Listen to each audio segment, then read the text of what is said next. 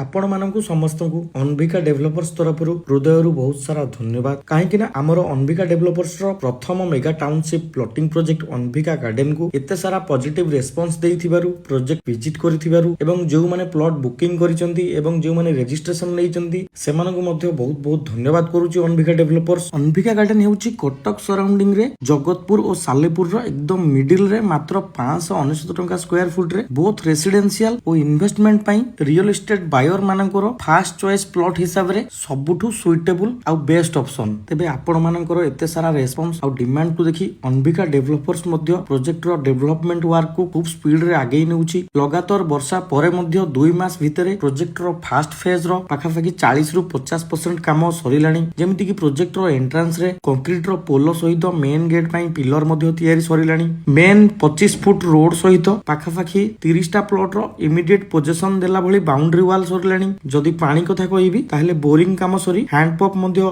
बसी सारिछि। एठी 200 foot पाखापाखि road रो almost filling सरिलानी। Road रो both side रे प्लांटेशन मध्ये हेई गलानी। जदि आगामी 15 दिन भितरे पाग ठीक रहिला ताहले रोड रो पेवर ब्लॉक एवं इलेक्ट्रिक पोल मध्ये निश्चित पड़ी जिवो। देखंतु डेवलपमेंट हेउची गोटे प्रैक्टिकल दिनसो समय संगे आपनको प्रत्येक दिनसो कंपनी निश्चित भाबरे डिलीवर करिवो। बाकी प्लॉट रो इमीडिएट पोजीशन और रजिस्ट्रेशन हेई पारुची। आपण माने प्लॉट साइट विजिट करंतु निज मनपसंद रो प्लॉट बुकिंग करंतु। आशा करूची आपण मानको भल पाइबा एमदी हम अनविका डेवलपर सहित सब बेले थिबो। रहुची धन्यवाद।